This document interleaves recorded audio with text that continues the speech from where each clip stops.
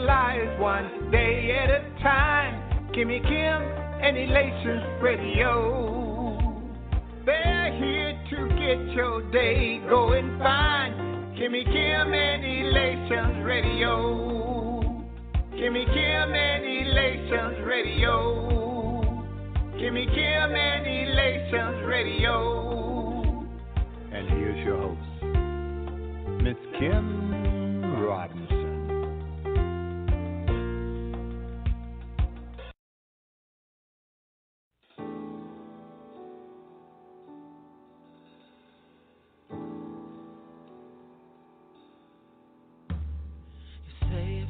Defeated, and you're down for the count. You feel like life has thrown you blows and God ain't been around. But I've come to encourage you, so hold your head high. Know that God is in your corner now.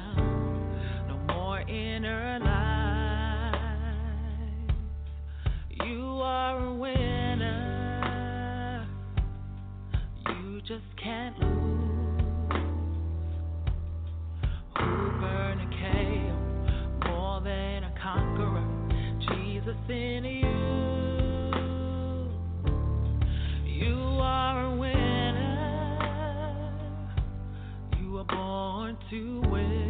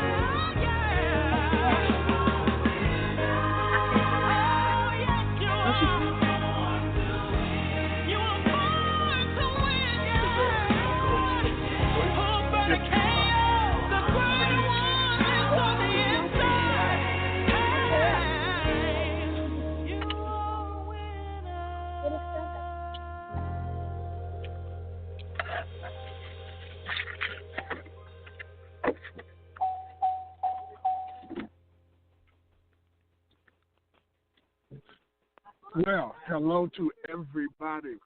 Wow, what a powerful song. You are a winner. Man, hey, well, listen, welcome to Crisis. I was kind of getting caught up there, but Yes. I'm back. Christina, was it happening for you there? Amazing song. Wait, let me get off speaker here. I had it on speaker, dancing around. I'm like, woo, Phil. Awesome opening there, right? Oh, wow. How you doing today, Doc? You know what? I'm feeling pretty good, Christina. I'm feeling pretty good. I'm actually getting ready to get on the road. I got to go to California. Again? Mr. Road Warrior over here. Well, drive safe. But I'm looking forward to tonight's show. We have an amazing guest. Amazing. Yeah. Just met her yesterday. It was like blown away. And first thing was her smile. That's right it. there when she walked by, and yes. I told her a couple of times today. I said you have an infectious smile, a contagious smile. I was just going to say contagious. I don't care how down you are, how sad, mad, anything. This woman smiles at you and that beautiful Kool-Aid grin. You have no choice. But talk about contagious. Yep. I'm telling you, we better introduce everybody to our guest tonight. How about that? Yes, let's do that. Our special guest, for all of our Crises audience, our special guest tonight is Miss Debbie Gentry. Miss Debbie Gentry. And I am so proud to have her with us because this young lady here is just a wonderful testimony. She has a story that is so awesome that the more that we got to listen to her, because she was on our radio show last night, and on our radio show we had to get her. I mean, no, she was on our TV show. She's on our radio show tonight. She's on our TV show. So, Debbie, are you there with us? I am, and I so thank you guys for that beautiful introduction. And the song, actually, your intro song, I was over here in tears weeping. Like, God, are you I felt like that song was for me. There you go. And so thank you trying guys. To have some thank church. You guys for having me. We're trying to have some church here with the song. I guess we better get the interview done, right? That'd be awesome. Thank you. Yes. Well, I am so glad to be able to have you with us. And, Christina, this woman just excited the studio last night, didn't she? Yes, that place was just on fire. I was getting hot thinking it was the lighting, and I had a long sleeve shirt on with some trousers, but I'm sitting there like it was all her because the minute she stepped out the room, I was cooling down. But you know what? It's the fire and your passion. That's what just ignites from your soul when your spirit. So I think that's what just gives you that vibrant energy, and that's a rarity. That's a rarity. You're just a beautiful, amazing one. So I can't wait until everybody gets to hear your story tonight on this show. Oh, I praise God for you. God gets all the glory. That's all God. I'm just a vessel. That's God. Yes. Well, amen. Listen, Miss Debbie, why don't you go ahead, introduce yourself, tell people a little bit about you, and then just go right into, just like we did last night, tell them how your abuse, your life, a lot of stuff we didn't get to get into last night that we have much more time to get into. So, let's tell the story. Tell the story, please. Well, hello, everyone. Hello. Blessings to everyone. I am Debbie Gentry. I also have a show that comes on Support District Radio network, My Radio Phoenix, called Swag on Heaven. And then I'm also Miss Glendale Plus America 2017. God has created me to be all of that and more, because I even model a little bit as well. But in my story, how my story began is I was married for 20 plus years, and I got married very young. So I bore 5 kids. I had 4 girls and 1 boy, 1 son. In 1 year's time, a lot had happened to me to where in 1 year's time, I lost my father. My father went on to heaven. I got a divorce from my first husband of 20 plus years, and then my son, which was 20 years old, was decapitated by a train. My daughter, they unloaded the guy who she was with. She married him. No, she didn't marry him. The guy who she was with did domestic violence with her, so he was beating her, and none of us knew. God would speak to me, and I would have dreams about it, and I would ask my daughter, was he putting hands on her, and she would tell me no. Until one day she showed up at my house, and she was like, Mom, he is beating me. He is beating me, and he said that he was going to kill all of us. I said, baby, you need to go get a restraining order.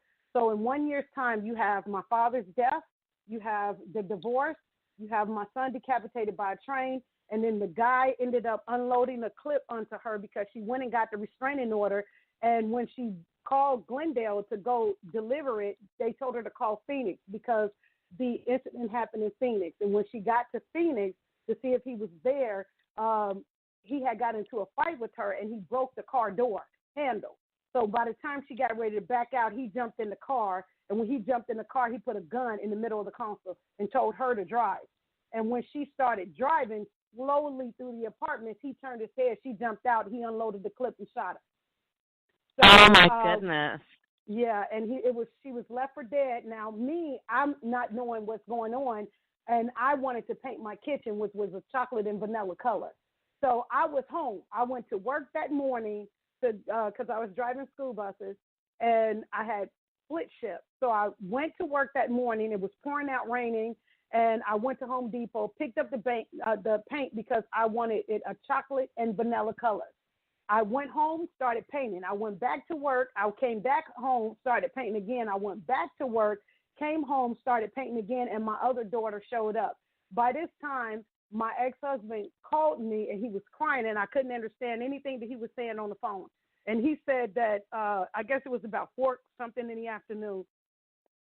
He said that my nephew had called him and told him that someone had got shot and killed over where she lived, in the vicinity in where she lived. Now, I wasn't thinking anything about it at the time, and then when he said it, I automatically knew that was my daughter. But I couldn't move out the kitchen.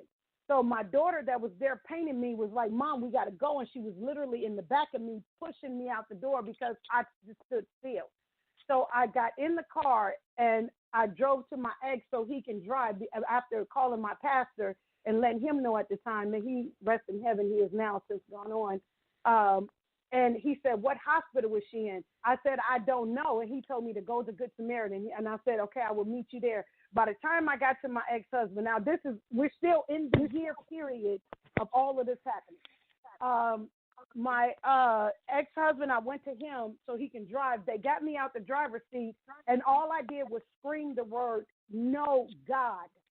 I screamed that, and it felt like everything went silent, everything. I couldn't hear traffic. I couldn't hear my family talking to me. I couldn't hear anything. Everything went silent. By the time we got to Good Samaritan, that's when I walked up to the desk, and I asked them to help me to locate my daughter because I believe she's here. They said, no, we didn't have a gunshot patient here. I said, no, I could feel her. She's here. And they was like, no, we don't have her. I said, no, I feel her. She's here. And and I didn't even notice around me that there was police, sheriffs, everyone around me because there was a manhunt. They were all walking around. So she is alive and well. The doctor said she couldn't have any kids, but she ended up having my grandson.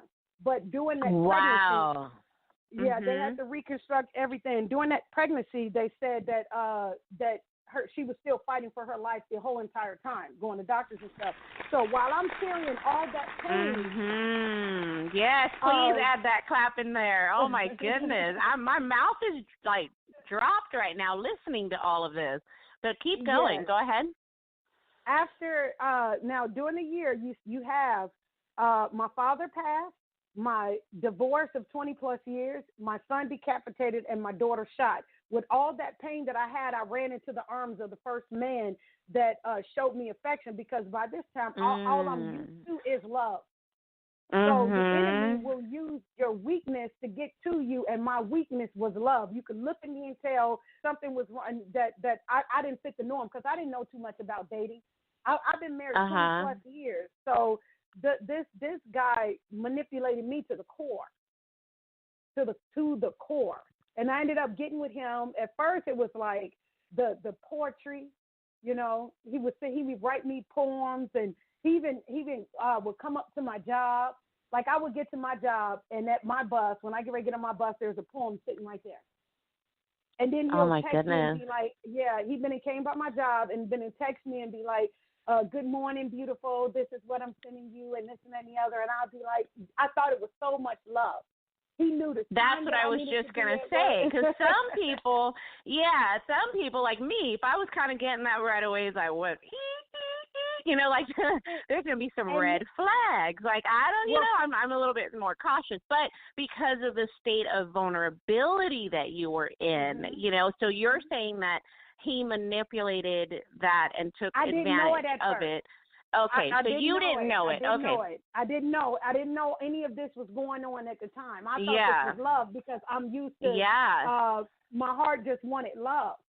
So when I noticed that he would know the time that I would get to work, I look at that like he was paying a lot of attention to me.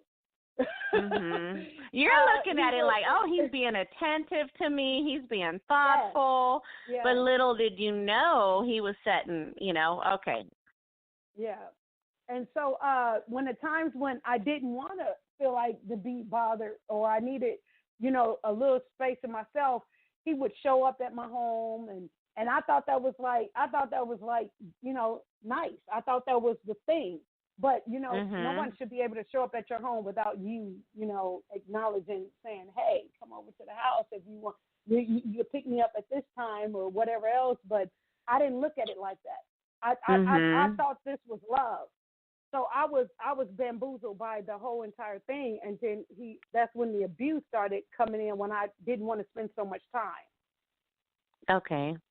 So I think a lot of people that are listening in, for men and women, have experienced the same thing in the aspect of that, that romanticism in the beginning, being blinded by what you said. Sometimes it's people desiring the companionship, or that's where they get that saying where love is blind, but wow. So then. I didn't understand. Crazy.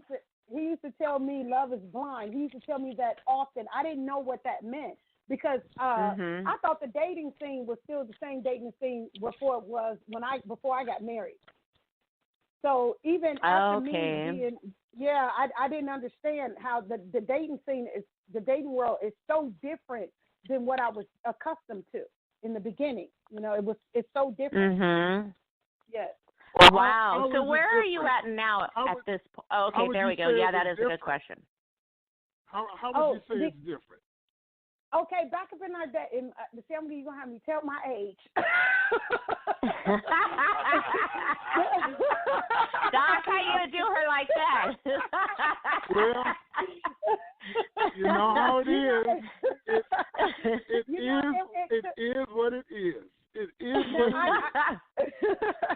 Man, he's quiet. He just popped in but no, that is a really good question. I got married young. I got married very young. So I was probably in my 20s or so, in my early 20s. I was either, I think I was 20 years old, 19, 20 years old when I got married. So I'm used to so I'm used to the old-fashioned way, kind of. Well, what's old-fashioned to me.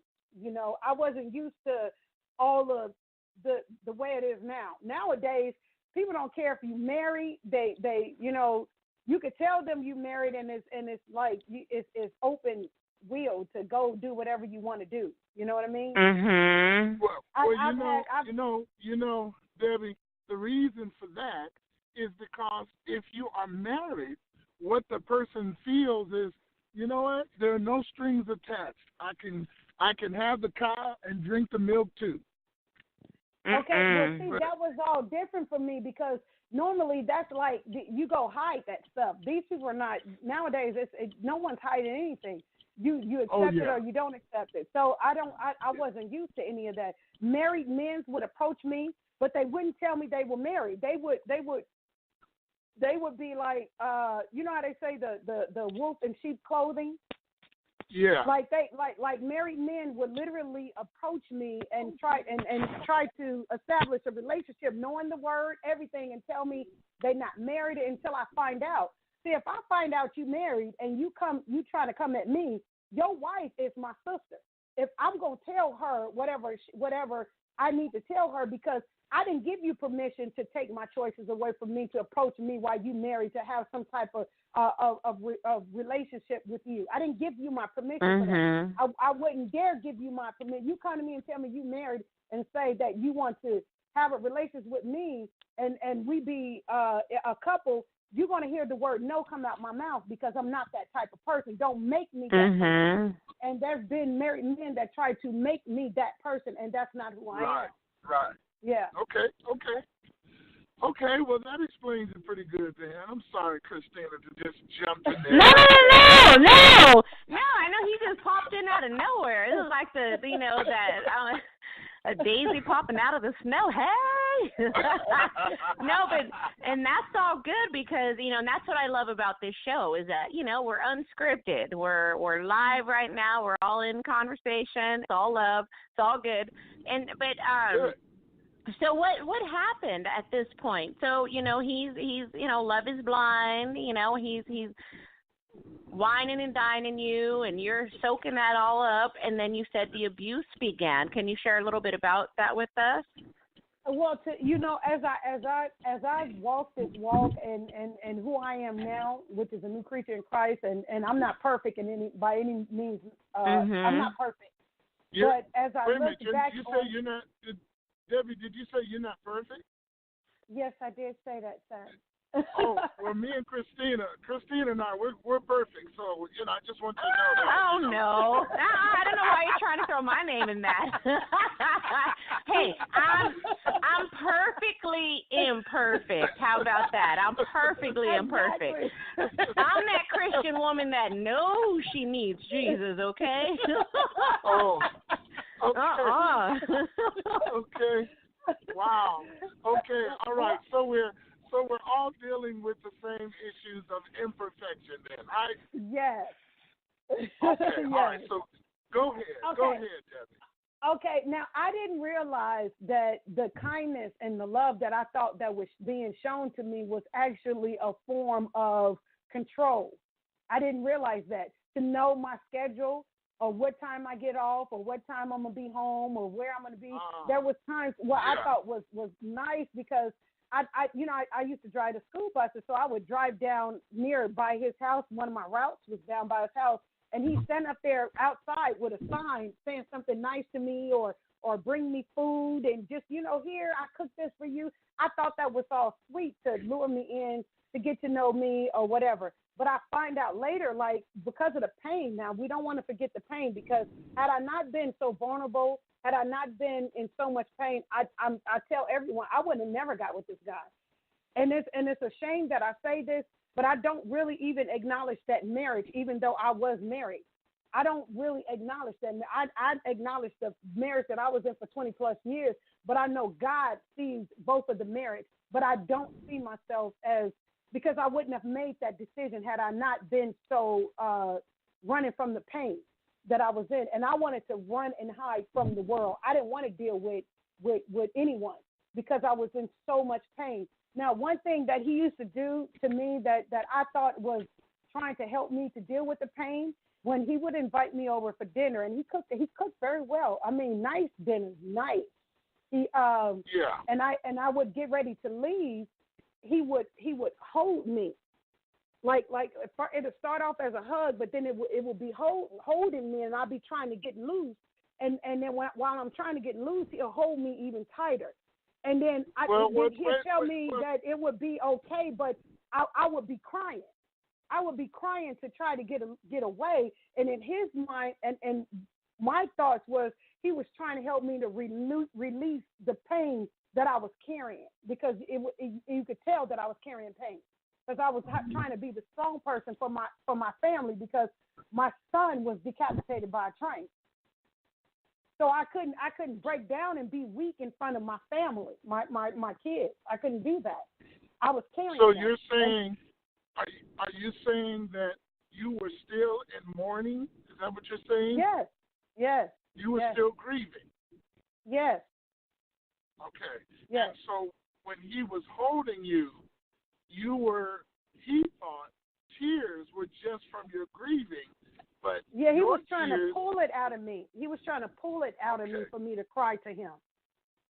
And the bottom line was, you weren't feeling that. You were feeling more of this guy is controlling me and holding me and not letting me.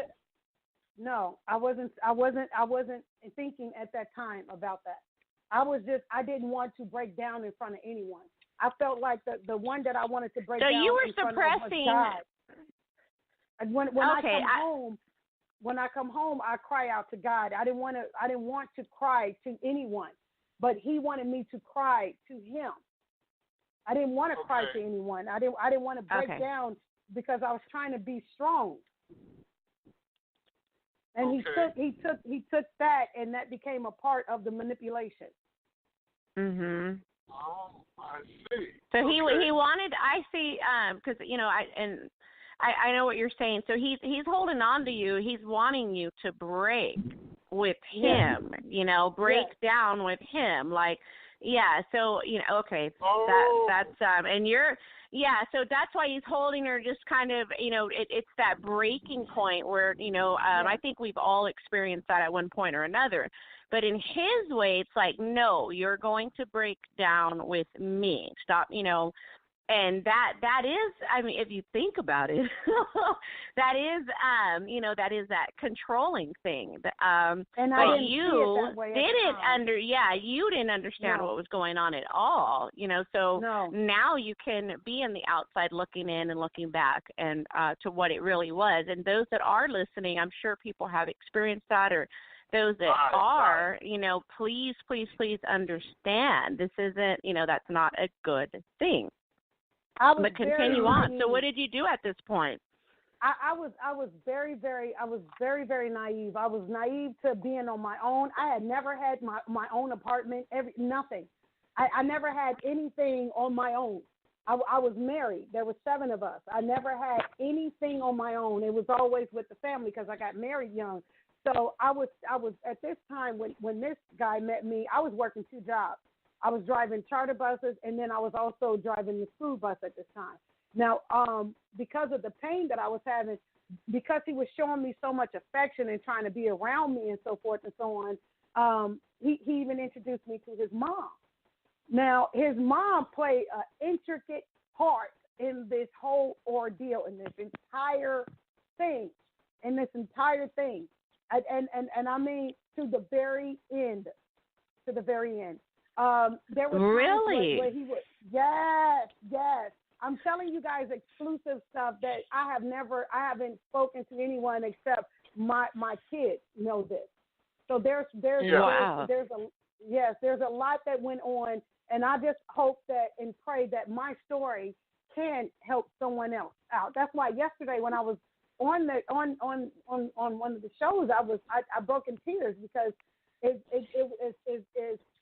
it's not that I'm living it. I'm rejoicing it, but I have to share the story, because God told me in the midst of it all that God was going to bring me to this point that I would share my story to help someone else. I knew this. God had prepared me for this. So I remember one time when I finally got loose, I ran out of his place. I ran, and he ran to go get me, and he was a big guy, so he picked me up and brought me back in. Wow. And he picked me up, brought me back in. My one point is I have to leave because I have to go to work. My other point is I don't want to cry. My other point is I'm feeling very uncomfortable, but I'm looking like this man is trying to show me love. I'm looking at that like that's like he's trying. This is his way of trying to show me love. But once I got out of there, I finally got out and I went home and I was like, I don't think, I called him. I said, I don't think this will work with us. I can't do this. I didn't know how to tell him, but I told him. I was like, I don't think this will work with us. It took a couple of days and he was back at my house. He came to my home unannounced. To this day, I don't let people come over my home unannounced. Like, you cannot come to my home unannounced. That's funny. I'm the same way. Yeah. Wow. You cannot come to my home unannounced. No, you cannot do that. Okay, so outside of this, go ahead, Doc. So, Debbie, first of all, Debbie, can we get any way to get more volume because your voice is pretty low? Okay, let me see. Are you on the speakerphone or are you just No, doing I'm not. I'm on a headset. Oh, you're on a headset. Okay, that should be good. But anyway. So this person, you said that they were. I mean, it sounds like that they were really a controlling person, but it sounds like that they were trying to, really trying to get into your life there. They wanted to have a relationship. He was trying to bogart his way into my home, and I believe, as I look back on it, it was his mom that was trying to convince him that I would be a perfect match for him. He's younger than I was, and his mom was trying to, like, this is this woman, she's grieving, she lost her son, and she can use your help, and all of that. Because I met her, and she enjoyed me, and this is how she instead of her playing the background, this is how she came into the forefront. He came to I had to go to work. I had to go out of town like a day and a half prior to this happening, after this happening. He came to my home, and I didn't know when he came. He showed up at my home unannounced, and he had a drinking problem. I knew that he would drink, but he had a serious drinking problem that I wasn't even aware of at that time. I wasn't cluing it all in properly. I wasn't adjusting it because I was dealing with my own pain. I was dealing with my own everything, trying to be able to maintain a 4-bedroom, 2-bathroom, 3 yards, 2-car garage with a carport. I was trying to maintain that because at the same time, my kids were leaving the home. My kids was leaving the home, and I was being left alone. And here this guy is showing me affection. He's calling me. He's showing me attention, and I don't have that from anyone else but him at the time. So that's right here in my face. So I told him I didn't want to see him, but he had showed up at my house. So I told him, I said, look, I don't know why you here, but he didn't want to let me go. He was confessing his love towards me because I was different. I was naive. I wore my heart on my sleeve. I wasn't fast or anything. I worked 2 jobs, so when I was home, I was barely home. So he wanted that time. So he showed up at my house, and he had a fifth or something to drink, and I didn't know this until afterwards. I did not know this, and he was drinking this. And I just needed to get some sleep because I knew I needed to travel. I had to travel out of state because I had to work my second job. He beat me in this house, in my own home. He beat me. He almost like holding me hostage. When I say, I mean, that was the first beating that took place. And he dragged me through my home, all this, because I didn't want to be with him anymore. I didn't want to be with him. I could see that something wasn't right, and it wasn't right for me, but I didn't know how to tell him, but I was telling him in my way. And I didn't want to be with him. He beat me. He would drag me through my home, sit on the couch while he hold my neck and would hitting, punching, slapping me in my face. My eyes was all big and stuff, and he tried to. God. I remember that he tried to wash my face with soap, and the soap and stuff got into my eyes and stuff. No. That was another beating. That took place. On this particular one right here, I had ran out of my home because he had to use the bathroom. That's the only way I can get out of it. If he hadn't had to use it, I wouldn't have been able to get out of there.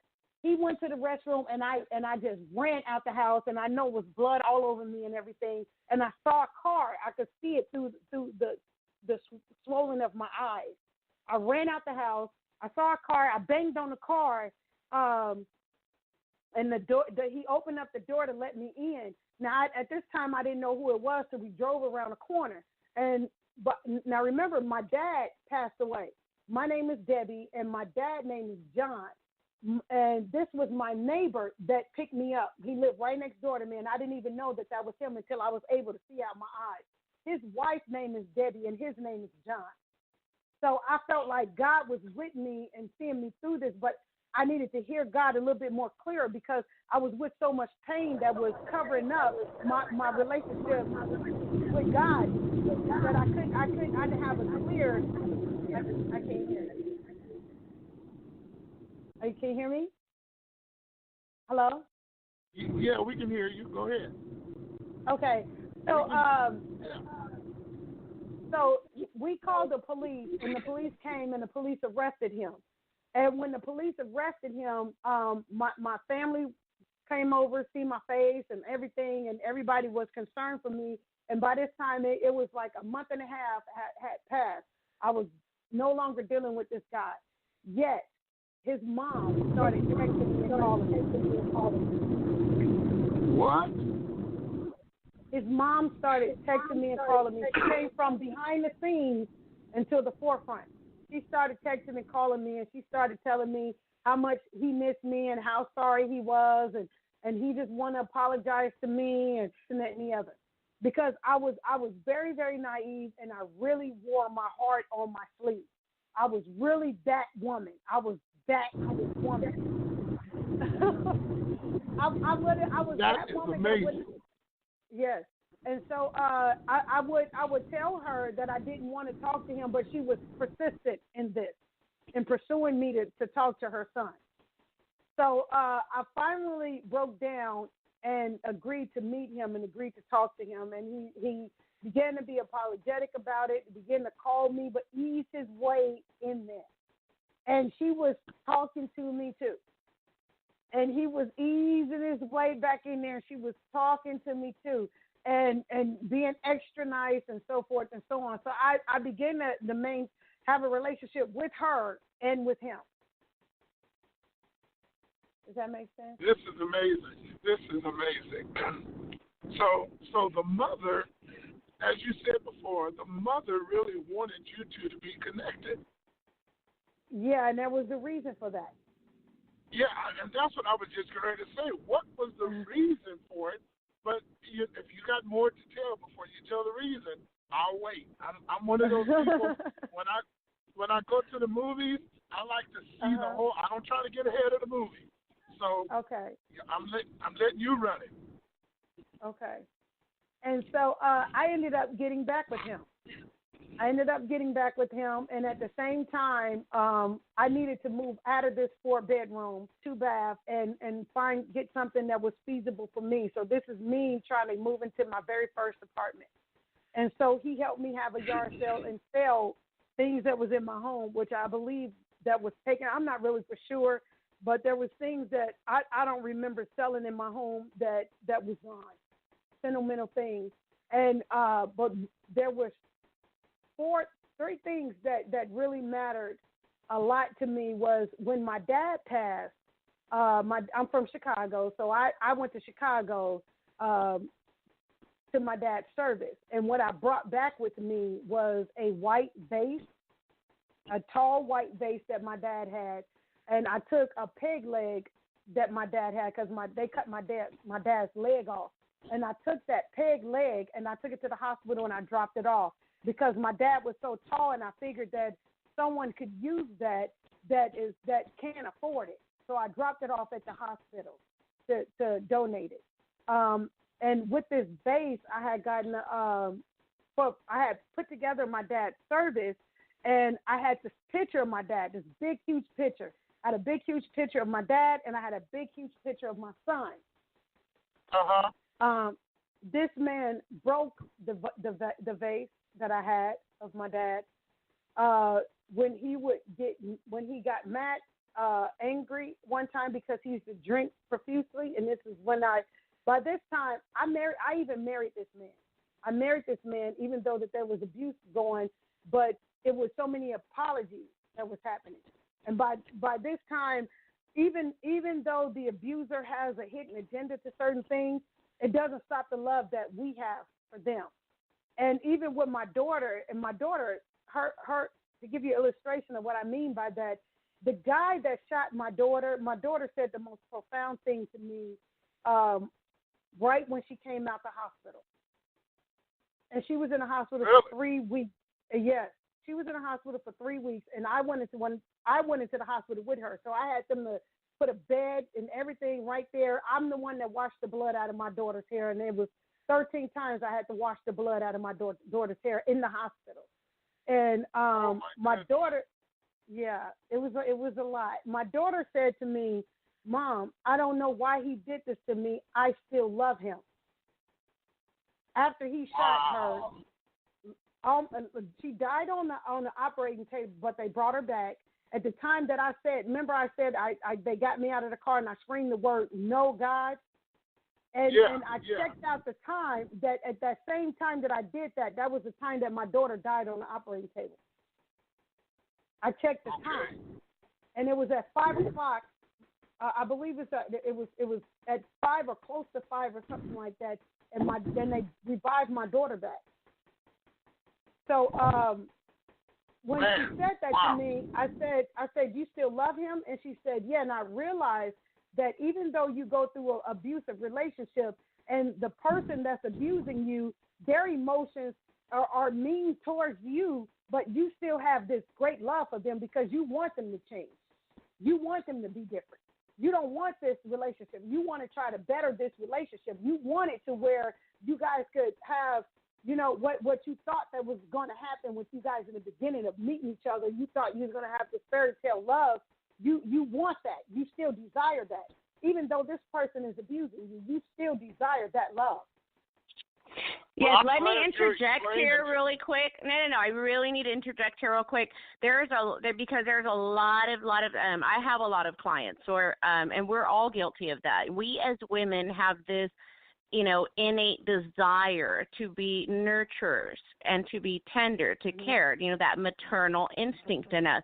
So that right there, so when we see this is a fixer-upper, so to speak, in a home, we have the tendency to see the potential in things. And so in seeing that in certain men, we will be stubborn, sometimes it could be pride, sometimes it can't be. But, and that's where we kind of stick through the, oh, well, if I just love him hard enough, if I just remain loyal, if I just, we start justifying that ignorance, so to speak. Not to say that people are ignorant going through that, but there's that ignorance of, or naivety. That sounds better. Naivety of, so that naivety of, I'm, taking care of him and that, okay, my love's going to change him, or, my prayers, if I just this, or if I just that. So I just wanted to bring that out because we are, as women, guilty of that. Yes. Go ahead, Doc. And I'm glad you guys are saying this because, a lot of times people just think, hey, the first time that guy hit me, I'm out of here, and a lot of people do that. But when you genuinely love somebody, and I mean genuinely, you tend to love them with their faults. And yes, genuine's the word right there. Yes, exactly. Right. And so it's not one of those kinds of. No, I was just going to finish this, Debbie. It's not the kind of thing that a person can just switch on and off, especially women. You don't just You don't just hit the button, okay, I love today, and now I don't love tomorrow. Usually it's you got hurt, you don't like the hurt, you try to deal with the hurt because you love the person. You're trying to deal with the hurt. So I'm sure a lot of our listeners can identify just like you did, Christina. Some people can, and some people can't. So go ahead, Debbie. Go ahead. You begin to adjust yourself. What can I do to make this better? And then you begin to compromise yourself. And me, a lot of people can see the love that I have for people, period. You can see it. I'm really as a come as I am type of person. And I'm one of those people that can't contain anything. I can't. If I love you, you're gonna know I love you. If I'm happy, you're gonna know I'm happy. If I'm sad, you're gonna know I'm sad. I'm one of those people that can't contain it. I have grown since then to become who God has made me, who I am today. But back then, because of all the pain that I was carrying, a lot of people, if they want to manipulate you and they want to get in where they try to fit in at, they're going to try to put on the most, they send their representative. And I met the representative. And I met the representative showed up more often than this person that would abuse me until we really got into the relationship, and then beating really, really started to take off. You know, so right. I met the representative. I met somebody that was able that I could love, because I was used to loving someone for 20. With my first marriage, I'd have never left my ex-husband. Was the marriage perfect there? No, it was not. It was not. It was far from being perfect. And then it was nice, and then it was had its ups and downs. But I was the one that felt you married for life. You're married for. I take my marriage vow seriously. You're married for life. I'd have never left him had he not left me. I'd have stuck in there, whether I was happy or not. I'd have stuck in there, and that's how it would have been. We would have been married, and that's how it would have been. But yeah, I did, and you know, when he, No, I was just going to say a lot of people are nowhere near like that today. Mhm. And see, I didn't know that. A lot. Yeah. But go ahead. I didn't know that the whole entire dating scene was new to me. And so even when I started dating, even after, because I married this guy quickly. I married him quickly. I married him quick. I didn't really know who he was, and he didn't really know who I was. And when I say opposite, we were opposite, like for real. So okay. When you say you married him real quickly, let's be a little more specific. How quickly was that? Within the, I'm gonna say 6 months or something like that. It was quick. Oh, girl, that ain't nothing. I married my wife in 6 weeks. But anyway. Yeah, I'm thinking last 6. She must have done like an overnight type thing, or something. But 6 months. Well, I mean yeah, 6 months is still soon. But maybe it could have been 3 months. It could. I don't know. It had to be. But either way, yeah. Okay. To me, that's quick. To me, that's quick. Yeah. And especially when we not there is no ties with us. I was not pregnant. I didn't have no kids with him. I'm a single woman and fully haven't even adjusted to being single. I wasn't even adjusted to being on my own. I jumped. Like I didn't want to be alone. So it was a rebound relationship. This was a rebound relationship. This was a rebound from even all of the pain. Because remember, I'm still carrying all this pain. Did I meet people before him? Of course I did, but I did not invest in the realness that I invested as I invested in him. I didn't invest the realness. Gotcha. Because either they were doing other things or they had other, they were doing their thing, but this guy was in my face. So So Debbie, now we got about 10 minutes left. How are you did serious? You finally, that's it, baby. That's it. How did you finally break free from all of this to get to where you are today? And then let's talk about today. So tell us. Okay. Let me share this with you about the mom. sometimes we need to figure out where people fit in our lives, because if we don't figure out where they fit in our lives, you'll make a mistake, as I did. I wasn't supposed to marry this man. I was supposed to be friends with the mother, and I didn't know this because the mother used to call me 20, 30 times a day. I ended up being one of her closest friends because there were certain things that she could confide in me that she couldn't confide in anyone else. And one of the things that she couldn't confide in anyone else was that she was dying. This man was abusing her. So she needed to transition that hurt onto someone else. And she was throwing me in the mix to get him off of her because he was making her life hell. So she was trying to give it to me because she lives here in Arizona too. And once she started shifting him to love me or to be around me, she packed up her family and moved out of state.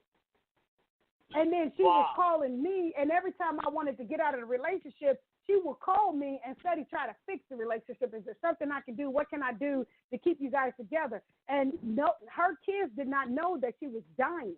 She told me. So I was the one that she would call, shed the tears with, and I had to be strong for her.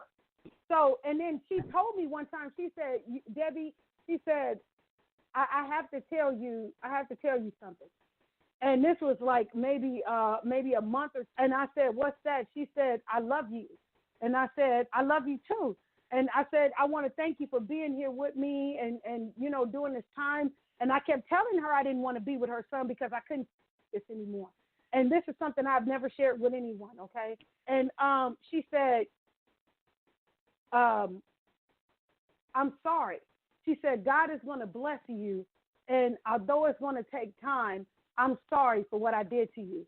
I said, what did you do to me? She said, I pushed my son unto you. And I said, what do you mean by that? She said, he was doing all of this to her. He wasn't even welcome to their home because every time he would come around, he would be so destructive. I said, why did you do that to me? I said, you knew that I lost my son. Why would you throw your son that is not right onto me, a woman that has lost her son? Because every pain that I went through, he would use that against me.